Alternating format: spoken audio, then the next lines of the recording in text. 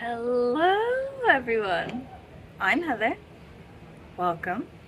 Happy Shorty September to all who celebrate.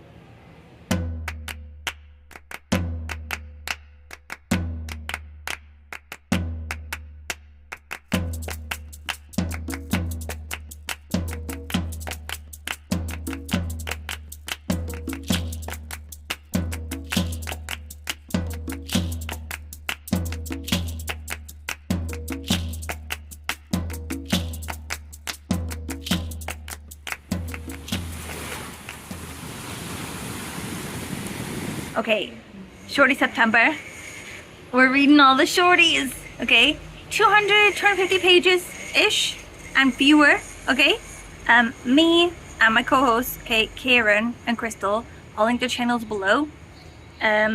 Basically, if you don't know what's going on, 1st to the 30th of September, we're reading all the shorties, okay? I think I'm gonna do this one today, okay? And then I'm gonna do one every 2 days from then on, okay? The first just like, you know, the first feels like an occasion, like I should just fit one in to the day. We're in Spain at the moment, we're on vacation, so for that reason my shorty is particularly short. I decided to do the running shorts prompt for today, okay, which is a book you can read in a day, and she's not around, she's not messing about, she's skinny, okay? This is from this like collection of books I have that I got at Christmas. It's like penguin books, but they're tiny. They're like less than 100 pages, right? And they're like famous authors, but less famous works from those authors, right? So, first up, we got Shirley Jackson, right? Favorite. Love her. I love Shirley Jackson. She did We've Always Lived in the Castle. Also, she did Haunting on Hill House. Oh my god. I'm trying to tell you, I'm in Spain. I've been drinking for the last 5 hours.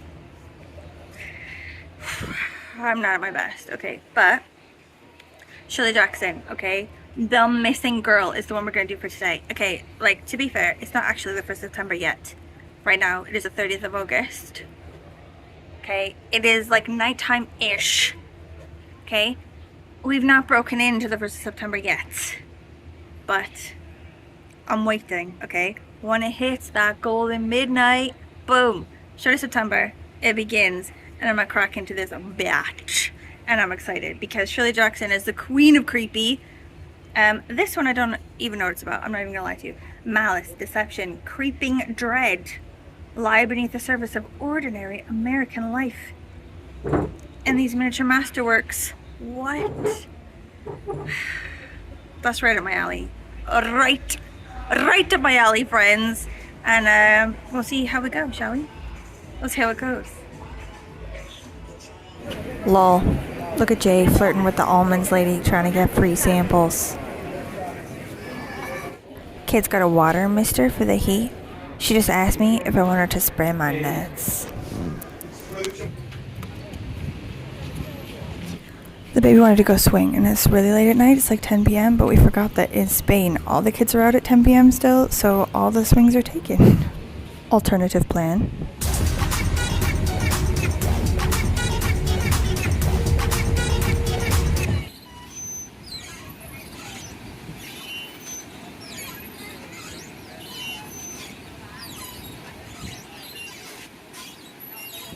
Okay, I'm out here reading this book, right? I'm trying to decide if I should go running.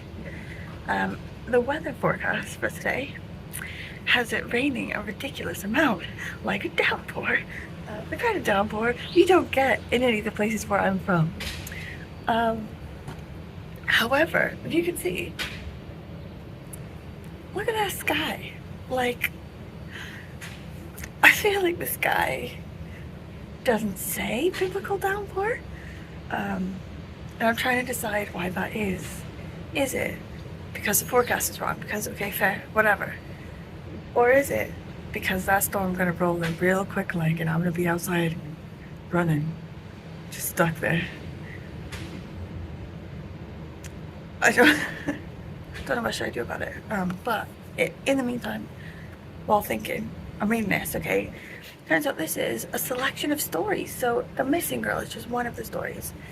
And then it's like separate other ones. And it's delightful. As I knew it would be. Because Shirley Jackson is the master. Okay. Oh.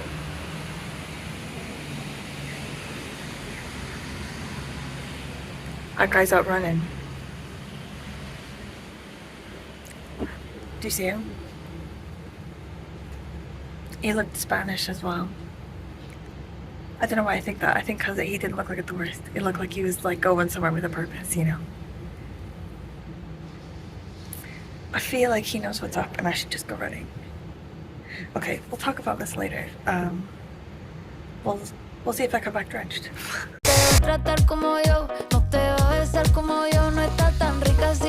Debes brindar amor para después pedir. Hay tanto que me siento, pero no se puede. Llevo a los niños a las 9.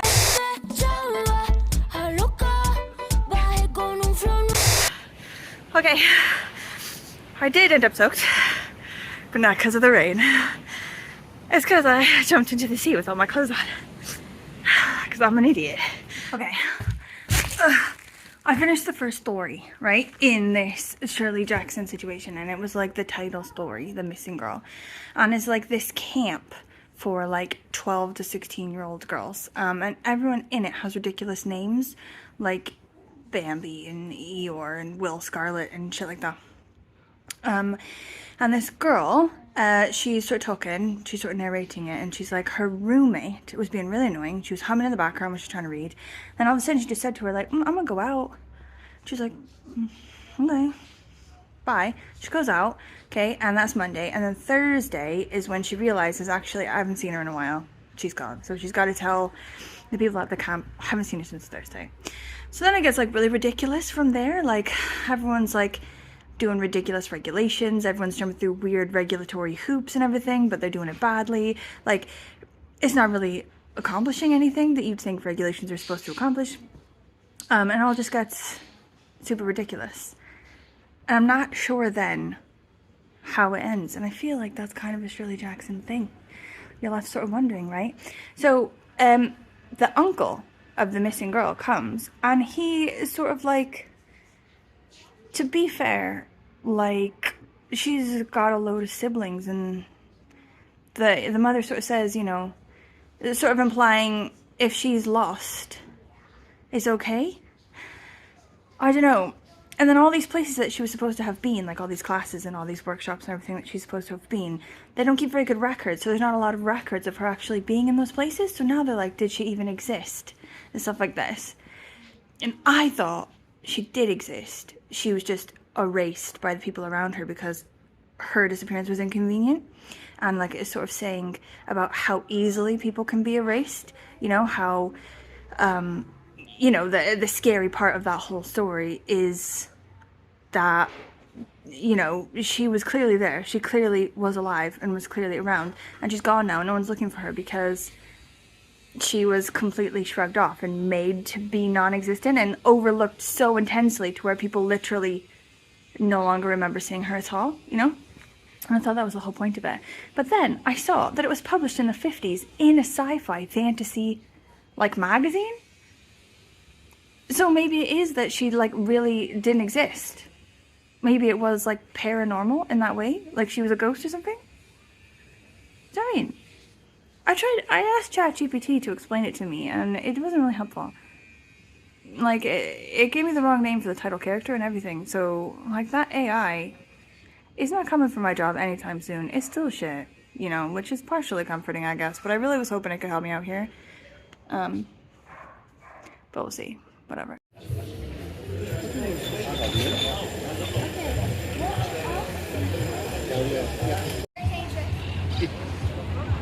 Okay, I finished it.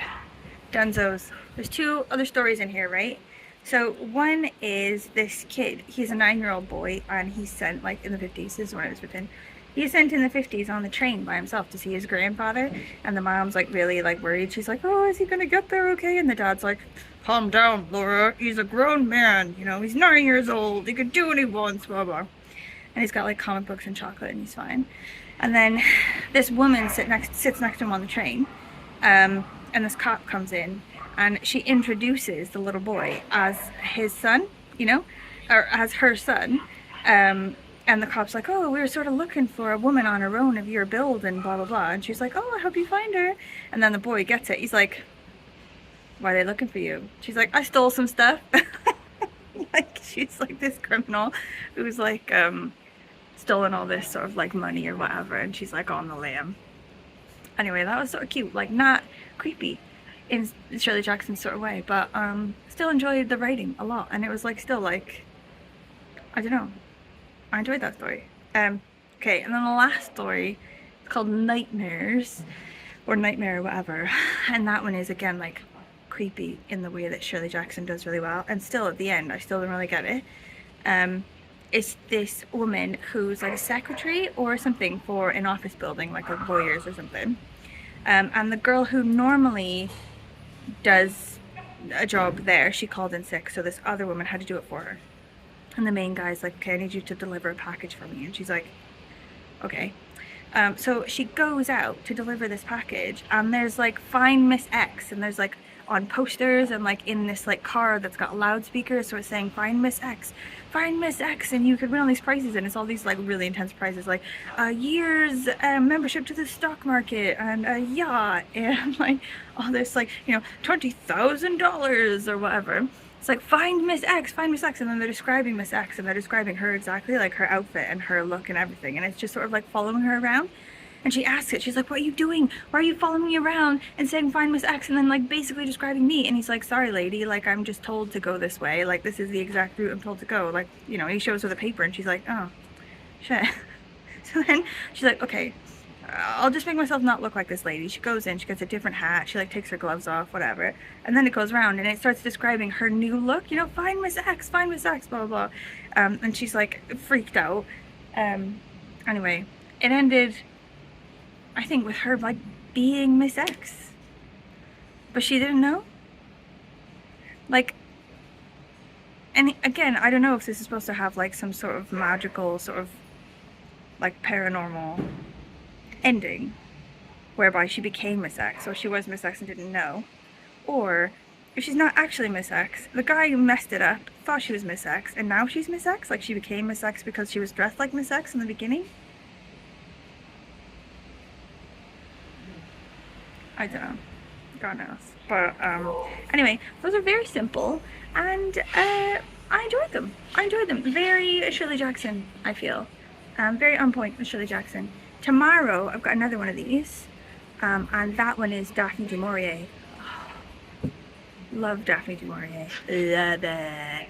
I think roughly this is also the end of the Shorty vlog for today. The next one we'll do in 2 days time. And yeah, like, sorry, these are gonna be a bit weird, I think, for the couple of days that we're on holiday. The Shorty September Shorty vlogs will be slightly weird. I did, however, see some super interesting things today that I didn't have my phone around to show you. One was, everyone has a dog and everyone's walking their dog, and when the dog wheezes, they spray it. They've got like a poo bag thing and also a spray thing, so they sort out the poo and the wee. Clever, innit? Love that. Also, on the beach, there was a woman, so there's all these people sitting on their towels reading books. She was sitting down reading a musical score like it was a novel, and smoking the world's smallest rollie. Like the smallest rollie I've ever seen. As well, there were jellyfish in the sea, and they had black feet. There were just a load of them, and the tops of them look like jellyfish I've seen pretty much in any ocean anywhere. But then the bottoms of them had black feet, and a guy scooped one up in a bucket and put it in the trash. Like a psycho, like an actual psycho. So tomorrow's book, like I said, is going to be one like this, but I promise after Spain I'll start reading proper books, not just like these shorties. As well, what are you reading? Are you doing Shorty September? What books are you starting with? Happy Shorty September! Let me in on your plans. Okay, how's things going? And I'll see you, not tomorrow, the next day, hopefully. Okay, bye.